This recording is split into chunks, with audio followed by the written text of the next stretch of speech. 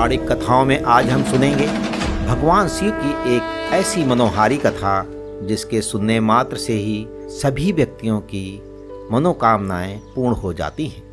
इसलिए सभी को इस कथा को अवश्य सुनना चाहिए और कथा सुनने से पहले चैनल को सब्सक्राइब कर दें और बेल आइकन की घंटी को जरूर दबा दें। तो भक्तजन अपनी सारी चिंताओं को एक तरफ भगवान शिव पर ध्यान केंद्रित करते हुए प्रारंभ करते हैं आज की कथा।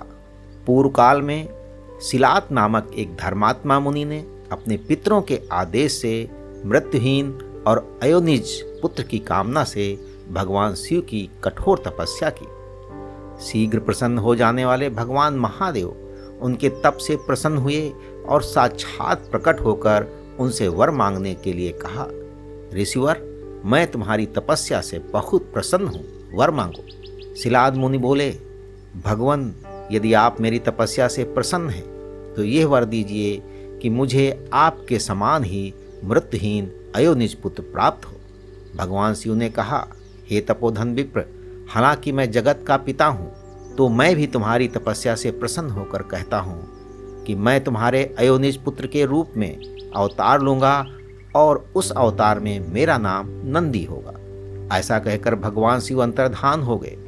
कुछ समय बाद यज्ञवेत्ताओं ने श्रेष्ठ सिलाद मुनि यज्ञ करने के लिए यज्ञ क्षेत्र जोत रहे थे कि उसी समय उनके श्वेत बिंदु यानी पसीने की बूंद से एक पुत्र उत्पन्न हुआ। वो बालक सूर्य के समान प्रभावशाली, त्रिनेत्र, जटा, मुकुटधारी, त्रिशूल आदि से युक्त तथा चतुर्भुज रुद्र के रूप में मुनि दिखाई दिया। उसे देखते ही सिलाद मुनि को बड़ी प्रसन्नता हुई। वह बालक को अपनी कुटिया में ले गए, जहाँ जाकर बालक ने साधारण मनुष्य का रूप धारण कर लिया। मुनि बड़े ही प्यार से उसका पालन पोषण करने लगे। उन्होंने उसके जात कर्म आदि करवाकर उसका नाम नंदी रखा। बालक 5 वर्ष की आयु तक सभी वेदों व शास्त्रों का ज्ञाता हो गया। 7वां वर्ष पूरा हुआ तो वहाँ 2 मुनि मिलने आए। उनमें से एक का नाम मित्र था और दूसरे का नाम वरुण।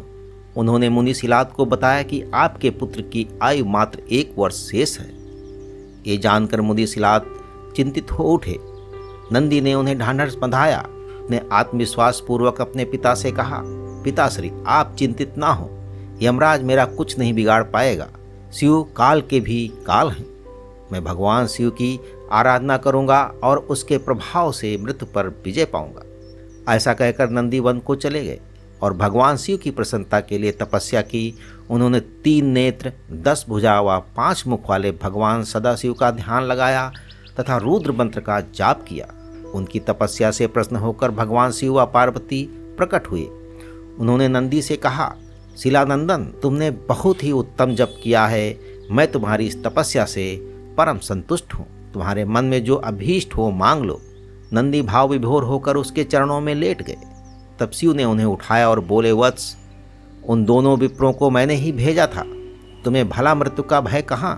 तुम तो मेरे ही समान हो। तुम अजर अमर, दुख रहित व अक्षय होकर मेरे गणनायक बनोगे। तुम में मेरे ही समान बल होगा। तुम सदा मेरे पार्श्व भाग में स्थित रहोगे। मेरी कृपा से जन्म, जरा और मृत्यु जैसे विकार तुम्हारे शरीर का स्पर्श भी न कर पाएंगे। ऐसा कहकर दयालु भगवान शिव ने अपने गले की माला उतारकर नंदी के गले में डाल दी।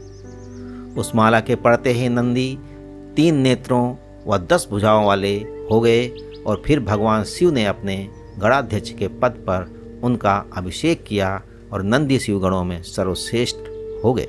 पौराणिक कथाओं में आज बस इतना। अगली बार हम मिलेंगे एक नई कथा के साथ। तब तक ईश्वर की सभी दुआएं व शक्तियाँ आपका सुरक्षा कवच बनी रहे।